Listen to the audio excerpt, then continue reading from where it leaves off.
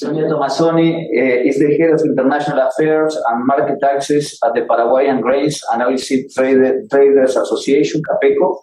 She's member of the Paraguayan Product Exchange Commission and professor of international trade at the Paraguayan Sherman Chamber.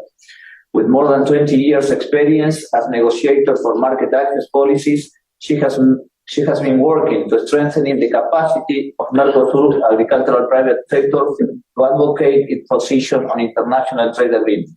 She participates actively in different public-private commissions and international fora related to agricultural trade, dealing with SPS and sustainability matters. And Sonia will describe the agricultural production in Paraguay, focusing on implementation of the Paraguayan environmental laws, mainly in relation to forests. So Sonia, you have 8 plus some minutes. Well, thank you very much, Gaston. I will be very short because you all said most of my presentation already, so I will be very short. I will just start saying that Paraguay is, the size of Paraguay is the size of Germany, but we only have 7 million inhabitants. And having these 7 million inhabitants, we can produce 11 times our population. Paraguay is a very strong supplier of soybean oil. Soybean is the fourth world exporters.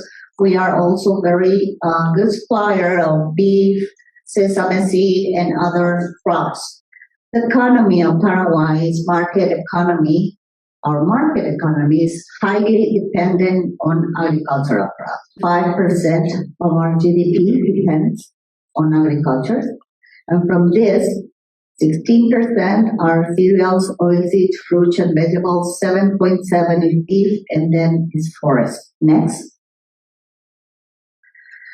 Also, our labor force participation is very strong in agriculture and agribusiness. 75, can you measure that? 75% of total population are engaged in agriculture or agribusiness. And if we just see this picture of soybean farm sites, I know that the sites sometimes comparing with Europe is completely different, but remember that for South America, Paraguay is the second smaller country. So saying that farm sites producing soybean, 54% are small farmers with less than 20 hectares. So the importance of agriculture is very important in the country, not only for soy or other cereals. The same picture happens in all other sectors. Also, agriculture leads the development of city. I want to show you pictures because sometimes when you show pictures, the reality is completely different. You see over there, Ciudad de Catuete. Catuete is in the north of the country. It was a very poor area. That was a picture about in 1991. Look at 2019. Completely different. And that sense to agriculture. We could reduce more than 50% in less than 10 years poverty in the country. And that is mainly has two names, soybean and beef. And also, look at the other picture over there. That was a house of a farm that in the same area, he was the richest farm in that area at that time. And look at the house, how it is today. It's very proud to say that these farmers, his kids went to university, and one of them is studying in Europe. Look, just 20 years. Look what agriculture can do in our country. Also, our agriculture is inclusive. We saw indigenous people in the country, and this guy over there is Jose Anegui. He's the leader of the Ache communities in the south of the country. And what this message he gave is very strong. He said, we can't stay at the forest waiting for donations. He's a citizen like me. He has the same right to have the best cellular phone. He has the best the rights of education like me. He's not different like me. He's Paraguayan like me. So what he said, we need opportunities and capacity building. And look at the picture over there down. They are using the best technology available, but keeping their traditions. So this can be done. When we talk about indigenous people, doesn't mean that they have to live all their times hunting and fishing.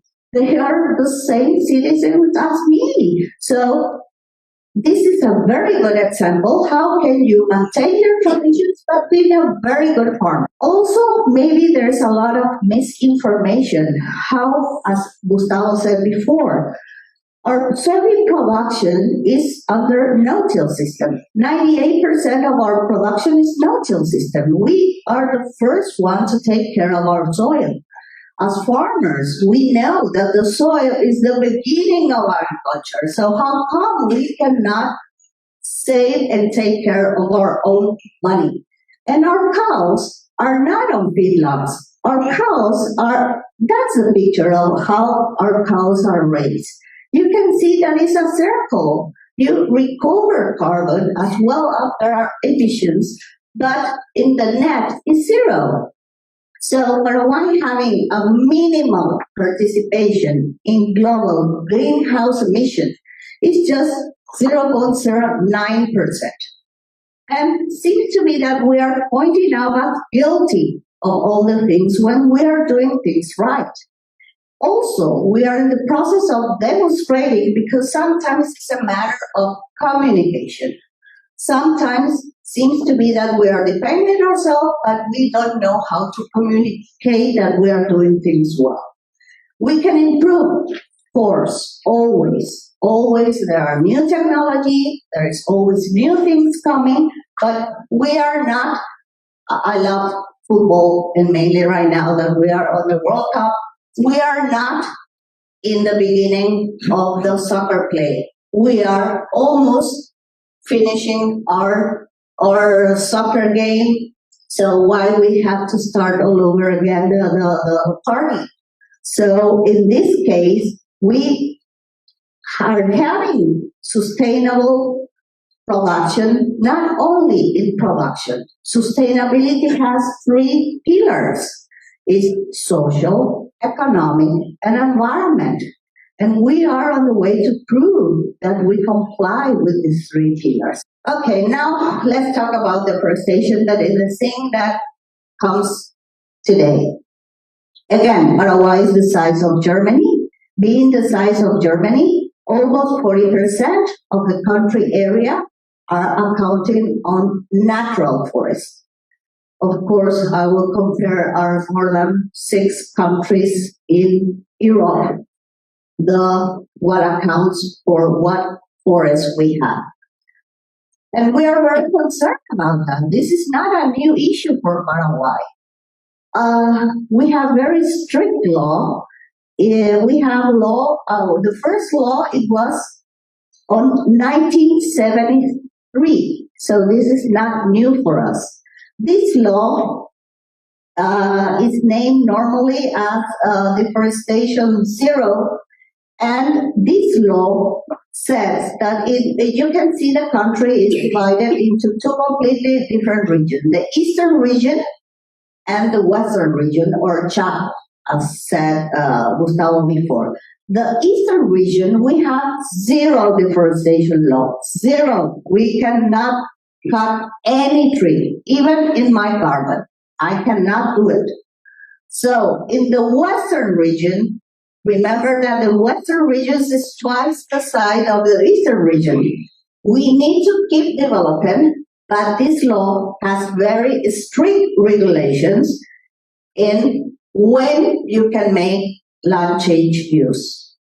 And also, we have another law with ecosystem service and many other laws to take care of not only the forests, the whole production systems. And what we're doing now, we know that decisions are very important. Database, having information is very, very important. So we have the new National Report on Forest and land change use. This new report covers the period 2017-2020. With this new information, we have identified every farmers by geographical references. Every farmer in the country, or any change in the land, needs to have an environmental impact certificate, even by the local authority.